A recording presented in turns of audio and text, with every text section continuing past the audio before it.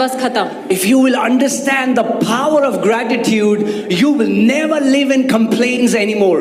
अगर आप धन्यवादित होने की जो सामर्थ है, अगर आप उसको समझ जाएं, तो आप कभी भी उदास नहीं रहेंगे। Amen. So many wives are grumbling and complaining about their husbands.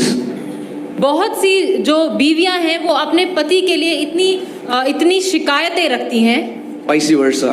और वैसे ही पति भी रखते हैं पत्नियों के लिए। Imagine how much did you pray for your husband? आप सोचिए, आपने अपने पति के लिए कितनी प्रार्थना करी, And then you found that man.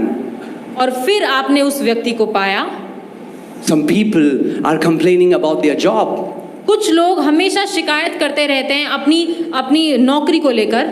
Imagine when you were unemployed, how much you prayed for a job. याद कीजिए वो समय जब आपके पास कोई नौकरी नहीं थी और आपने इतनी प्रार्थना करी कि आपको एक नौकरी मिल जाए। Are you getting what I'm saying? आप समझ रहे हैं मैं क्या कह रहा हूँ? Some people are grumbling and complaining about that baby. कई लोग हर समय बच्चे के लिए शिकायत कर रहे हैं कि वो इतना रोता है। Some of the moms would realize how hard was for you to conceive. And when you conceived, how joyful and how excited you were for the same baby, now you're complaining and grumbling. और काफी माएँ यहाँ पर ऐसी होंगी जो जानती हैं कि कितनी मुश्किल से उन्होंने गर्भ धारण किया, और फिर जब वो बच्चा आया आप इतने खुश हो गए, लेकिन बाद में उसी बच्चे के कारण आप शिकायतें करने लगे।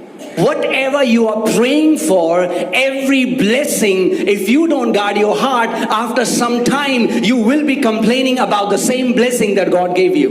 हर एक वो आशीष जिसके लिए आपने प्रार्थना करी, अगर आप अपने हृदय को आप मजबूत ना करें, तो आप उसी आशीष के लिए आप परमेश्वर से शिकायतें करने लगेंगे। Because we live in a negative world. क्योंकि हम एक नकारात्मक दुनिया में रहते हैं। It's the carnal nature of our flesh to slide back into grumbling and complaining all the time. क्योंकि ये इस शरीर की बनावट, ये शरीर की आदत है कि वो बार-बार शिकायत और बार-बार कुड़कुड़ाने और बुड़बुड़ाने में चला जाता है। So nobody has to teach you how to complain and grumble. Many people have done PhD in it. तो आपको किसी को ये जरूरत नहीं कि कोई आपको सिखाए कि चिढ़ा कैसे जाता है, कुड़कुड़ाया कैसे जाता है, शिकायतें कैसे करी जाती हैं। But when it comes to gratitude, when it comes to thankfulness, you have to be conscious and you have to push yourself to say thank you. लेकिन जब बारी आती है धन्यवादित होने की, धन्यवाद करने की, तो ये जरूरी है कि आप एक ऐसे कॉन्शियस में आए कि आप खुद से आप धन्यवाद करें कि मुझे धन्यवाद करना है। Imagine Israelites. इजराइलियों का सोचिए। For years they cried out to God. सालों तक वो परमेश्वर से चिल्लाते रहे, रोते God, रहे, प्रभु, look how these people are treating us. देख कैसे ये मिस्र के लोग हमारे साथ व्यवहार कर They रहे were हैं। oppressed for years. सालों तक उनके साथ बुरा बर्ताव किया गया। They cried out to God for years. और वो सालों तक परमेश्वर से दुहाई करते And the हैं। Bible says that the voice of their cry reached the throne of God. और बाइबल बताती है कि उनका रोना चिल्लाना परमेश्वर के सिंहासन तक आया। And God raised a deliverer for them. और परमेश्वर ने उनके लिए एक छुटकारा करने वाले God sent Moses for them. परमेश्वर ने मूसा को उनके लिए And भेजा। God brought them. God fed them with manna, with heavenly bread. परमेश्वर ने उनको उस रेगिस्तान में भी स्वर्गीय मन्ना, स्वर्गीय रोटी से उनको What happened after some time? क्या हुआ कुछ समय बाद? They began to complain about manna. वो उसी स्वर्गीय रोटी के बारे में शिकायत They कर, began to grumble about it. उसके बारे में कुड़कुड़ाने लग गए। They ate water that came out from the rock. उन्होंने उस पानी को पिया जो उस पहाड़, उस पत्थर से निकला। They saw God parting the Red Sea.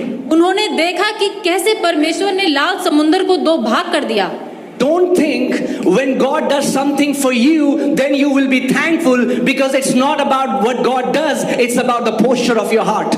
ये मत सोचिए कि जब परमेश्वर कुछ मेरे लिए करेगा तब मैं धन्यवाद करूंगा, लेकिन ये बात है आपके दिल के व्यवहार की कि आप क्या करते हैं। I mean, like, none of us would have seen those supernatural, spectacular miracles that Israelites saw. हम में से किसी ने भी वो दैवीय चीजें जो इजरायलियों ने देखी, हम में से किसी ने वो नहीं देखी। Can you imagine you're standing in front of the sea, and the sea, God parts the Red Sea, and you walk between the sea and cross over?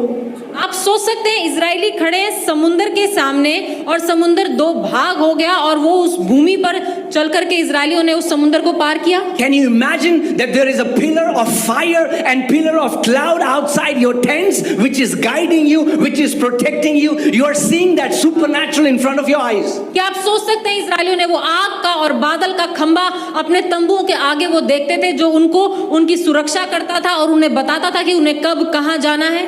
Yet they were filled with grumbling and complaining. लेकिन फिर भी वो कुड़कुड़ाने और शिकायत करते रहते थे। One of the definition of complain is to complain means to remain.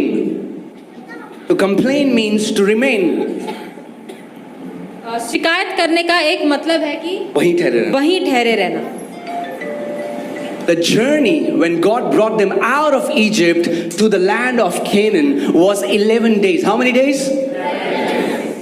मिस्र से कनान देश का जो रास्ता था वो 11 दिनों का था। 11 days. 11 दिन। It took them 40 years. लेकिन इजरायलियों को 40 साल लगे कनान देश पहुंचने में। Some of you are wondering why God is not doing what I have been